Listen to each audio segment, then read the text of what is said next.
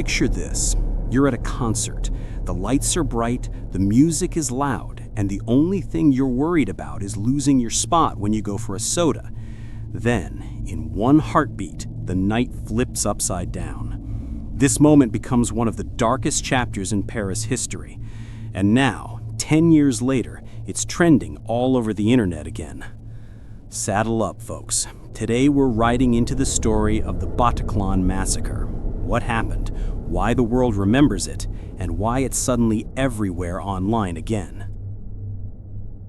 On November 13th, 2015, Paris was alive with the usual charm, cafes buzzing, streets glowing, and the famous Bataclan Theater hosting a rock concert.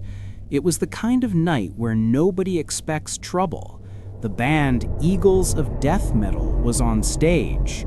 Fans were packed shoulder to shoulder, cheering, singing, laughing.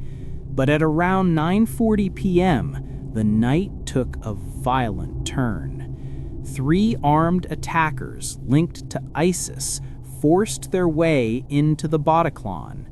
What followed was chaos, one of the deadliest terrorist attacks in modern French history. Shots rang out. The crowd scrambled. People hid wherever they could, under seats, behind speakers, even beneath the bodies of strangers. Across Paris, more attacks were happening. Explosions near the National Stadium, gunfire at restaurants and bars. But the Bataclan Theater became the center of the tragedy. By the time police stormed the building, around 90 people inside the Bataclan had lost their lives. Across all locations that night, the total reached about 130 fatalities and hundreds more injured. It was a night that reshaped the country.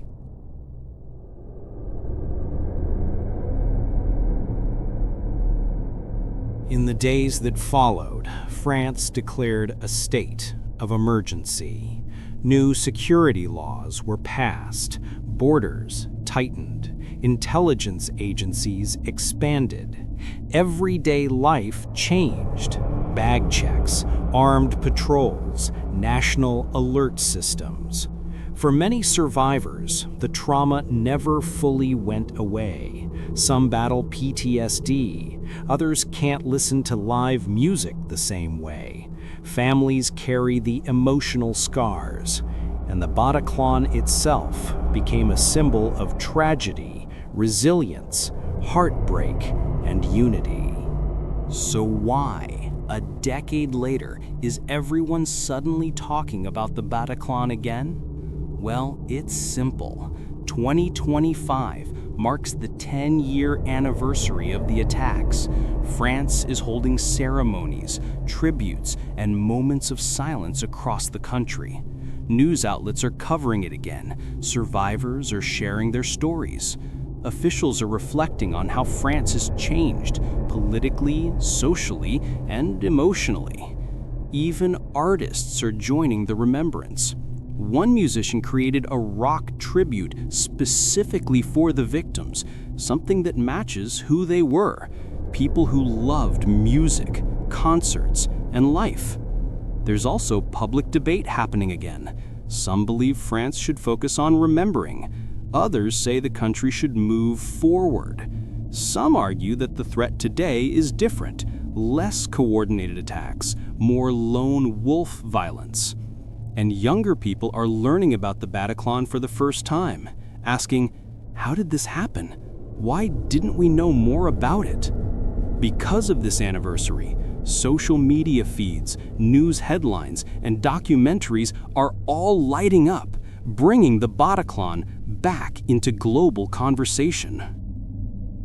10 years is a long time, but some memories stay sharp. The France of 2015 and the France of 2025 are not the same. The country is now heavily fortified. Technology tracks threats in ways that didn't exist before. Debates about migration, religion, and national identity grew louder after the attacks. France learned how to balance freedom with safety. Concerts, sports events, and public gatherings now include more rules, but people still go. Music still plays. Life must move forward. Some people say that while the Bataclan is impossible to forget, other attack locations have faded from public memory. This has sparked a whole new conversation. How do you honor the victims without letting tragedy define the next generation? 10 years later, the Bataclan still stands, not as a wound, but as a reminder of strength. Now, folks, history has plenty of nights we wish never happened. But we tell these stories because remembering is part of healing and a way to make sure the future stays safer than the past. The Bataclan Massacre wasn't just a news event. It was real people, real lives, real heartbreak.